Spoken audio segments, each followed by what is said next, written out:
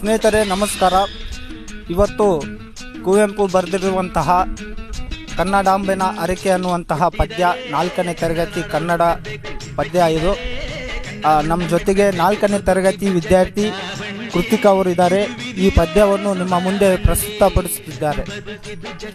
ಕನ್ನಡಕ್ಕೆ ಹೋರಾಡು ಕನ್ನಡದ ಕಂದ, ಕನ್ನಡವ ಕಾಪಾಡು ನನ್ನ ಆನಂದ.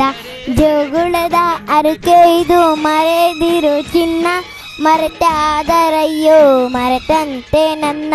ಮೊಲೆ ಹಾಲಿನಂತೆ ಸವಿಜೇನು ಬಾಯಿಗೆ, ತಾಯಿ ಅಪ್ಪಿಗೆ ಅಂತೆ ಬಲಸೊಗಸು ಮೇವಿಗೆ.